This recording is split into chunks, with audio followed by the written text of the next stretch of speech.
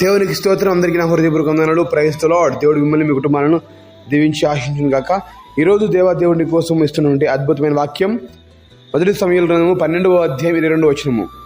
యెహోవా మిమ్మును తనకు జనముగా చేసుకొనుటకు ఇష్టము కలిగి ఉన్నాడు. తన ఘనమైన నామము నిమిత్తము తన జనులను ఆయన విడనాడడు. దేవునికి మహిమ కలుగును గాక. దేవునికి స్తోత్రం. ఈ వాగ్దానము మనందరి జీవితంలో నెరవేర్చబడును గాక. ఆమేన్. గమనించినట్లయితే దేవుడు చెప్తున్న మాట అంటే, నేను మిమ్మును ఇష్టపడుతున్నాను. ఏ విధంగా అంటే, మిమ్మును తనకు జనముగా చేసుకొనుటకు ఇష్టము కలిగి ఉన్నాడు.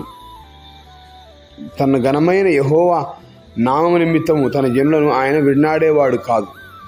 దేవునికి సమస్త మహిమ కలుగును గాక. మరి ఈ మాట మనం చదువుతున్నప్పుడు మనకు తెలియని గొప్ప ధైర్యం, ఆదరణ మనకు కలగాలి. ఎందుకంటే దేవుడు మాట్లాడుతూ ఉన్నాడు, నేను మిమ్మల్ని విడనాడు వాడను కాను, నేను మిమ్మల్ని ఇష్టపడుతున్నాను. అంటే మనుషులందరూ అసహించుకున్నా కానీ ఆ మనిషిని దేవుడు అసహించుకునేవాడు కాదు. దేవుడు కౌగిట్లో చేర్చుకునేవాడు.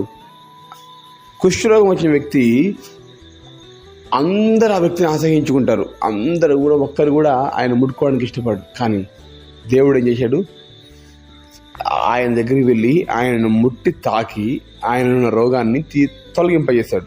దేవునికి సమస్త మేము కలుగును. హల్లెలూయా. కనుక అంటున్నాడు, దేవుడు మిమ్మల్ని తనకు జనముగా చేసుకున్నట్టుకు ఇష్టము కలిగి ఉన్నాడు. ఆయనకు జనముగా మనం కావాలి. ఆయన దేవుడు ఇష్టపడుతున్నాడు నువ్వు కావాలని చెప్పేసి. ఇంకా మనము ఏదో మనకు ఏం పట్టినట్లుగా మనము జీవించకూడదు. ఎందుకంటే దేవుడు నిన్ను ఇష్టపడుతున్నప్పుడు నీ జీవితము ఒక టర్నింగ్ పాయింట్గా మార్చేస్తుంది. నీ జీవితం ఒక ఉన్నతమైన స్థానానికి వెళ్తుంది. నాకెందుకులే, నేనెందుకులే, నా జీవితాన్ని ఎవరు చూస్తారులే అని అనుకోకూడదు. ఎప్పుడు కూడా దేవుడు చూస్తున్నాడు. మనుషులు, బంధువులైనా స్నేహితులైనా నిన్నతో ఎల్లకాలం ఉంటాను అని ప్రామిస్ చేస్తారు, కానీ మధ్యలోనే వదిలేసిపోతారు. కానీ దేవుడు లాంటి వాడు కాదు. ఆయన అంతం వరకు నన్ను విడనాడేవాడు కానే కాదు. తనకు జనముగా చేసుకుంటాడు. ఎవరికి జనముగా? తనకు జనము. మనము మన కుటుంబీకులను మన వాళ్ళు అని అంటాం. అదేవిధంగా దేవుడు అంటున్నాడు, మీరంతా కూడా నా కుటుంబీకులు, నా రక్తం ద్వారా కడగబడ్డవారు, నా యొక్క శరీరమును తింటున్నవారు కనుక మీరు నా కుటుంబీకులు, నా కుటుంబంలో చేర్చబడ్డారు. కానీ నేను మిమ్మల్ని ఇష్టపడుతున్నాను. మీరు నా నామమునకు వ్యతిరేకంగా ఉన్నాను, నేను మిమ్మల్ని ఇష్టపడుతున్నాను. ఇక సమస్య తీసేయాలని ఇష్టపడుతున్నాను, ఇక కష్టం చేసి విడుదల ఇవ్వాలని ఇష్టపడుతున్నాను అన్నటువంటి మాటలు మనము దేవుడు చెప్తున్నప్పుడు ఎంత సంతోషం అనిపిస్తాడు. ఇక్కడ మాట దేవుడే తెలియపరుస్తున్నాడు, మిమ్మల్ని తనకు జనముగా చేసి ఇష్టము కలిగి ఉన్నాడు. ఎంత గొప్ప మాట, ఇష్టము కలిగి ఉన్నాడు.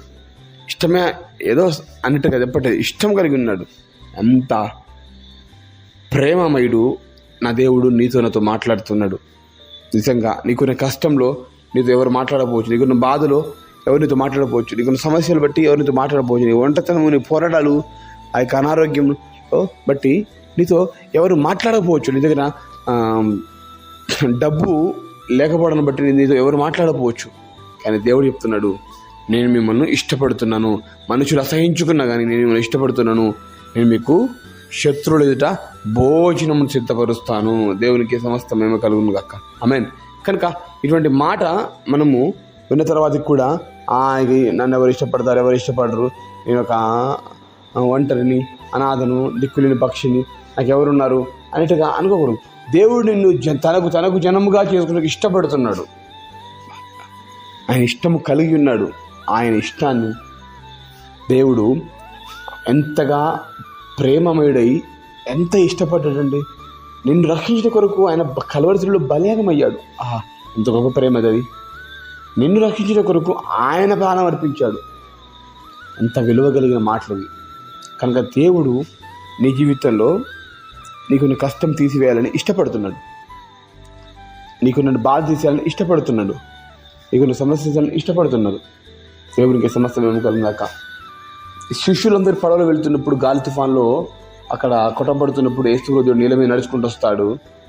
ఆ సందర్భంలో పేతురు దిగి కూడా నీళ్ళ మీద నడుస్తూ పొద్దున మీద మునిగిపోయి మరలా లేపబడి నడుచుకుంటూ వస్తూ ఉంటారు. ఆ సందర్భంతో మా బైబిల్లో ఏమంటుందంటే, వారు దేవుణ్ణి ఆ యొక్క పడవలోనికి ఎక్కించుకోవడానికి ఇష్టపడ్డారు. వారికి ఉన్న కష్టం అంతా కూడా వెంటనే తొలగిపోయింది. దేవునికి సమస్త మేము కలుగుగాక. ఆమేన్. అంటే దేవాదేవుడు ఎంత ఇష్టపడి ఎంత ప్రేమ కలిగిన ఆ పిల్లలు సముద్రంలో మునిగిపోతూ చనిపోతారేమో అని చెప్పేసి ఆయన నీళ్ళ మీద నడుచుకుంటూ వస్తుంటే మనుషులు తృణీకరించారు దేవుడిని సైతం చూసి కూడా భూతమని అనుకున్నారు. కానీ దేవుడు ఎంత ఇష్టపడ్డాడు అనేది, నాకు ఎంత ఇష్టపడ్డాను అనేది తెలుసుకోలేకపోయారు. అదే సందర్భంతో దేవాదేవుడు తన ప్రజలందరినీ రక్షించడం కొరకు ఆ యొక్క సముద్రంలో వచ్చాడు కనుక అక్కడ చెప్తున్న మాట, వారు నా దేవుడు వచ్చాడని చెప్పేసి వారు పడవలోకి దేవుడిని ఎక్కించుకున్నారు. వెంటనే ఆ కష్టం తుఫానంతో తొలగిపోయింది.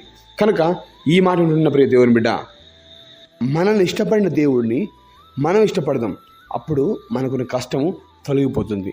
ఆ రోజు సమస్యల్లో పడవలో ఉన్నటువంటి వారికి కష్టం తొలగించే కొరకు దేవుడు ఇష్టపడి వచ్చినప్పుడు వారు కొంత ఆలస్యంగా అయినప్పటికీ వారి దేవుడిని పడవలో ఎక్కించుకోవడానికి ఇష్టపడ్డారు. అప్పుడు వారి కష్టం తొలగిపోయింది. అదేవిధంగా దేవుడు చెప్తాను, నేను మిమ్మల్ని జన్మగా చేసుకొని మిమ్మల్ని ఇష్టపడుతున్నాను, నేను మీకు తోడుగా ఉంటాను, మిమ్మల్ని నేను విడిచిపెట్టేవాడిని కానే కాదు అనే మాట ద్వారా నన్ను దేవుడు బలపరుస్తున్నాడు. కనుక ఆయన మాట్లాడిన మాటను బట్టి మనం ధైర్యం తెచ్చుకుంది. ఎందుకంటే మనుషులందరూ I like you, I love you అని కొద్ది రోజులు మాటలు చెప్తారు, కానీ ఆ మాటలు నిలుపుకోలేరు. మనుషులు అలాంటి వారు, కానీ దేవుడు లాంటివాడు కానే కాదు. ఆయన నీతో మాట్లాడుతున్నాడు, నిన్ను ధైర్యపరుస్తున్నాడు, నిన్ను బలపరుస్తున్నాడు, నిన్ను ఇష్టపడుతున్నాడు. నీ సమస్యలన్నిటి తీసేయడం కొరకు ఆయన ఇష్టం కలిగి ఉన్నాడు. కనుక ఆయన మాట ద్వారా మనము ధైర్యం తెచ్చుకొని ముందుకు సాగుదాం. దేవుడు ఈ వాగ్దానాన్ని మనందరి జీవితంలో నెరవేర్చును గాక. ఆమేన్. ప్రార్థన చేసుకుందాం. ప్రార్థన. మహాగణుడ వందనాలు స్తోత్రం చేస్తున్నాం తండ్రి, జీవం గల దేవా, మేము గల తండ్రి, ఇదిగో మీరు మమ్మల్ని ఇష్టపడుతున్నారు, మీ జనముగా చేసుకుంటూ ఇష్టపడుతున్నారు ప్రభా తండ్రి. అయ్యా, మాకున్న కష్టం తొలగించాలని, మాకున్న బాధ తొలగించాలని ఎంతో ఆయన పరలోకపు ఆ సింహాసనం విడిచిపెట్టి భూలోకం వచ్చి మాకు కలవరిలో బలియాగమై యా తండ్రి, నేను మమ్మల్ని ఇష్టపడిన దేవుడు, మహానీయుడు, మహాగ్రతుడు, మహా గొప్ప దేవుడు తండ్రి. నామాన్ని స్తుతిస్తున్న గణపరుస్తున్న ఈ వాక్యం ఎంతమంది వింటున్నారో వారందరి జీవితంలో కార్యం జరిగించండి. వారి కష్టం, నష్టంలో, బాధలు, సమస్యల్లో ఉన్నప్పుడు ఎవ్వరు వారిని చూడలేదు, ఇష్టపడలేదు, కానీ నువ్వు చూస్తున్నావు అయ్యా, ఇష్టపడుతున్నావు ప్రభా. వందనాలయ్యా, మా కష్టం తొలగించడానికి నువ్వు తండ్రి ఈ భూలోకి వచ్చిన దేవుడు తండ్రి. కనుక మీ నామాన్ని చూస్తున్న గణపరుస్తున్నాం, అన్ని రకాలుగా దీవించి ఆశీర్వించమని యేసు శ్రేష్ఠ నామములో కృతజ్ఞతతో అడిగి వేడుకొని పొందుకుంటున్నాం తండ్రి. ఆమేన్.